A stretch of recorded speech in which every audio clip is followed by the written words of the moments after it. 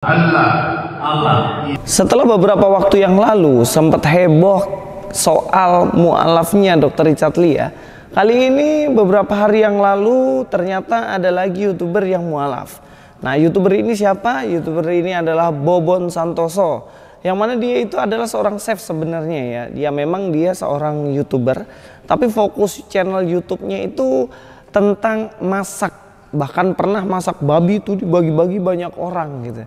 Nah, ternyata dia mu'alaf. Kira-kira seperti ini videonya. Allah ilaha illallah wa asyhadu anna Muhammadan Rasulullah. Lucunya dari postingan itu yaitu dia ini katanya mu'alaf, bahkan istrinya sendiri tidak tahu bahwa dia mu'alaf karena katanya mendadak, tiba-tiba aja, dan tiba-tiba dapat hidayah, tiba-tiba langsung mengucapkan syahadat katanya. Tapi ya terserah dia juga sih. Cuman ada komentar lucu juga dalam channel saya coba akan membacakannya. Lama-lama habis juga jemaat Kristen karena banyak mu'alaf katanya. Jadi karena banyak mu'alaf, kasihan karena Kristen jemaatnya udah mulai habis.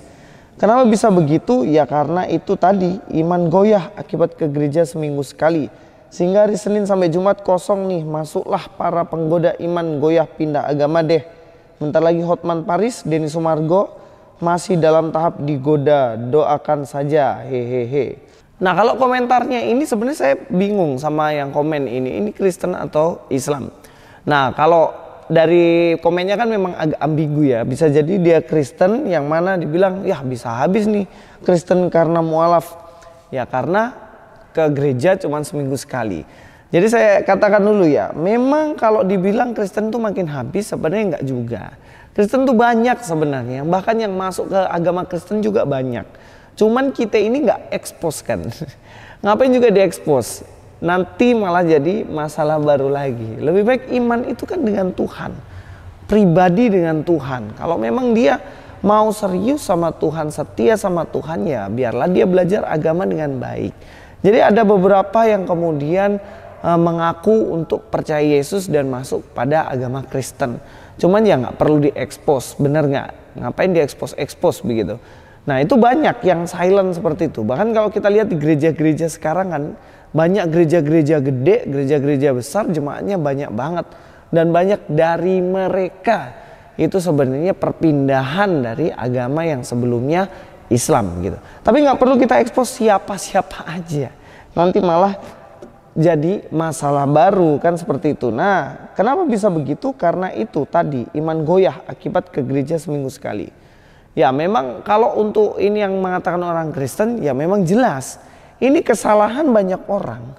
Ketika dia ke gereja hanya seminggu sekali, ini yang membuat kemudian imannya gampang goyah. Dan ini fakta loh. Ini fakta yang nggak bisa dipungkiri. Kalau kamu ke gereja hanya seminggu sekali, mau dapat apa? Mau dapat apa? Ya pasti dapat masalah. Begitu ada godaan sedikit, goyah dan kemudian berpindah agama. Nah, itu sudah barang pasti. Seminggu sekali dapat apa? Contohnya kamu makan seminggu sekali. Ya pasti apa nanti yang terjadi? Ya pasti kelaparan. Setelah itu begitu ada godaan masuk, jatuh dan tergoda. Karena apa? Karena sebenarnya belajar firman Tuhan, punya relasi dengan Tuhan, itu nggak cuma seminggu sekali. Sekarang saya katakan mengenai program gereja lah. Program gereja itu kan sebenarnya persekutuan ibadah tuh nggak cuma seminggu sekali. Nggak cuma hari Minggu, bener nggak? Kalau di gereja saya sendiri itu biasanya Senin free sih, biasanya Senin kosong. Selasa itu ada ibadah. Rabu ada ibadah, Kamis ada ibadah, Jumat ada ibadah, Sabtu ada ibadah, Minggu ada ibadah. Jadi sebenarnya seminggu full itu kalau soal ibadah persekutuan di gereja ya kita tetap ada. Cuman nggak kayak Minggu yang mana Minggu itu sebagai puncaknya, gongnya gitu. Dari beberapa waktu yang mana kita ibadah.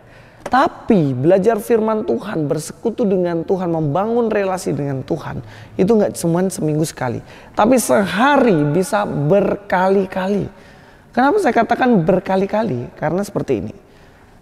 Kita bangun tidur, tentunya kita harus berdoa, merenungkan firman Tuhan, benar nggak? Ya kecuali teman-teman semuanya di rumah nggak pernah lakukan renungan firman Tuhan. Saya nggak bisa komen gitu. Tapi biasanya kita begitu bangun, kita doa, kemudian kan merenungkan firman Tuhan. Kalau nggak ngerti Alkitab biasanya ya ada namanya renungan harian. Makanya ada buku-buku renungan harian.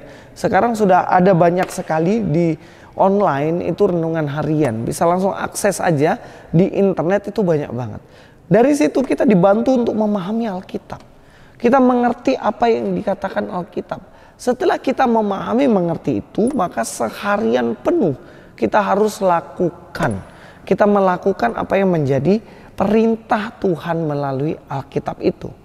Nah, ini penting karena kalau kita pagi-pagi tidak mendasarkan dengan renungan, kita tidak mendasarkan dengan belajar firman Tuhan, maka kita tidak tahu apa yang harus dilakukan seharian, kita nggak punya relasi dengan Tuhan.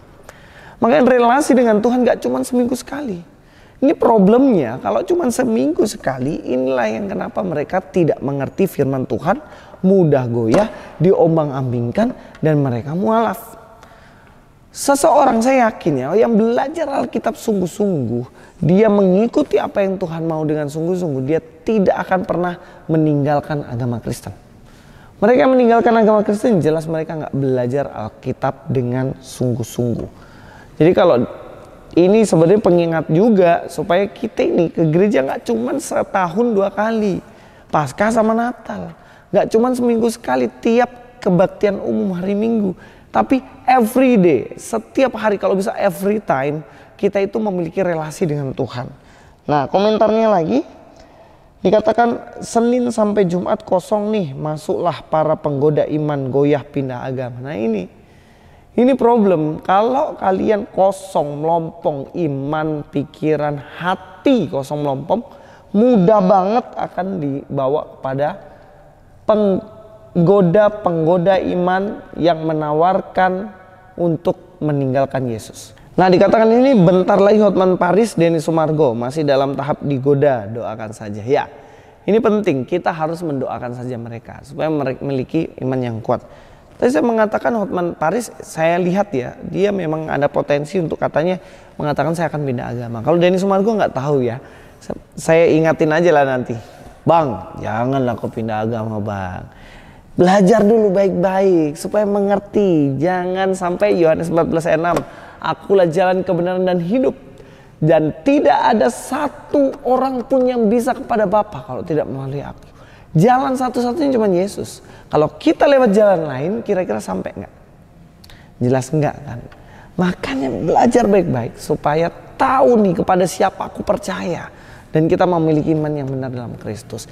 Ya, itu saja dari saya, Luis Prasetyo di sini. God be with you.